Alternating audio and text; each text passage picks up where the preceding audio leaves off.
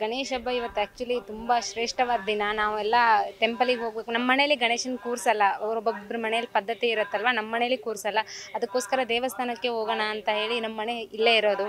ಗಣೇಶ ಹಬ್ಬ ಇರೋದ್ರಿಂದ ಗಣೇಶ ದೇವಸ್ಥಾನಕ್ಕೆ ಬಂದಿದ್ವಿ. ತುಂಬ ಒಂಥರ ಚೆನ್ನಾಗಿ ಅನಿಸುತ್ತೆ ಗಣೇಶನ ಹಬ್ಬ, ಗಣೇಶನ ಇದು ಮಾಡಬೇಕು ಅಂತ ಅಂದರೆ. ಸೊ ನಾವು ಯೂಶ್ವಲಿ ಬರ್ತಾ ಇರ್ತೀವಿ ಈ ಟೆಂಪಲಿಗಂತೂ. ಯಾವಾಗಲೂ ಗಣೇಶನದು ಏನಾದರೂ ಹಬ್ಬ ಇದ್ದರೆ, ಏನಾದರೂ ಹಬ್ಬ ಇದ್ದರೂ ನಾವು ಇದೇ ಟೆಂಪಲಿಗೆ ಬರ್ತಾ ಇರೋದು. ಸೊ ಇವತ್ತು ಗಣೇಶ ಚತುರ್ಥಿ ಇರೋದ್ರಿಂದ ನಮ್ಮ ಮನೇಲೆಲ್ಲನೂ ಹಬ್ಬ ಮಾಡಿ ಪೂಜೆ ಎಲ್ಲನೂ ಮಾಡಿಬಿಟ್ಟು ಇವಾಗ ಮತ್ತೆ ದೇವಸ್ಥಾನಕ್ಕೆ ಬಂದು ಹೋಗೋಣ ಅಂತ ಬರ್ತಾ ಇದ್ವಿ. ತುಂಬ ಚೆನ್ನಾಗಿ ಅನಿಸ್ತಾ ಇದೆ. ಇಲ್ಲೂ ಕೂಡ ಗಣೇಶನ ಕೂರಿಸಿದ್ದಾರೆ, ಮತ್ತು ಪೂಜೆನೂ ಚೆನ್ನಾಗಿ ಮಾಡ್ತಾ ಇದ್ದಾರೆ. ಎಲ್ಲನೂ ತುಂಬ ಚೆನ್ನಾಗಿ ಅನಿಸ್ತಾ ಇದೆ.